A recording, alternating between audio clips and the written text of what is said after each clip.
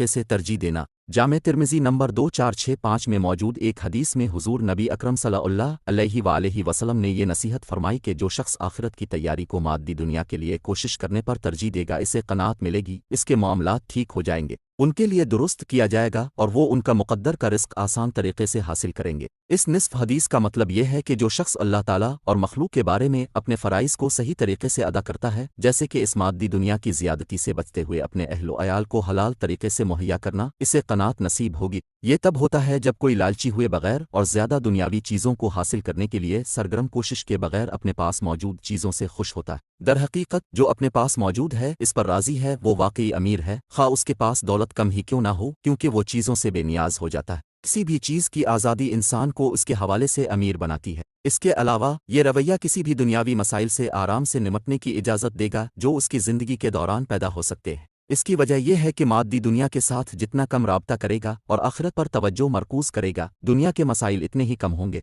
इंसान को जितने कम दुनियावी मसाइल का सामना करना पड़ेगा, उसकी ज़िंदगी इतनी ही आरामदेह होगी। मिसाल के तौर पर जिसके पास एक घर है, इसके पास इसके हवाले से कम मसाइल होंगे, जैसे टूटा हुआ कुकर 10 मकान रखने वाले के मुकाबले में। आखिरकार ये शख्स आसानी से और खुशगवार तरीके से अपना हलाल रिज़्क हासिल कर लेगा। यही नहीं बल्कि अल्लाह ताला उनके रिज़्क में ऐसा फजल डाल देगा कि इससे उनकी तमाम जिम्मेदारियां और ज़रूरियात पूरी होंगी, उनको और उनके ज़ेर कफ़ालत अफराद को तस्कीन मिलेगी। आखिरत की तैयारी को तरजीह देने का मतलब यह है कि इंसान हमेशा इस अंदाज में अमल और बात करे जिससे इसे आखिरत में फ़ायदा हो। जैसा कि पहले बयान किया गया है, इसमें फ़ुज़ूल खर्ची या इसराफ किए बगैर अपनी ज़रूरियात और जिम्मेदारियों को पूरा करने के लिए अपने हलाल रिज़्क के लिए कोशिश करना शामिल है। कोई भी ऐसी सरगर्मी जिससे आखिरत में कोई फ़ायदा ना हो, उसे कम करना चाहिए। जितना कोई इस अंदाज में बर्ताव करेगा, इतना ही ज़्यादा क़नाअत से नवाजा जाएगा और उनकी रोज़मर्रा की सरगर्मियाँ इतनी ही आसान हो जाएंगी। इसके अलावा वो आखिरत के लिए भी मुनासिब तरीके से तैयारी करेंगे, जिसमें उन नेमतों को इस्तेमाल करना शामिल है जो अल्लाह ताला को राज़ी करने के लिए दी गई है।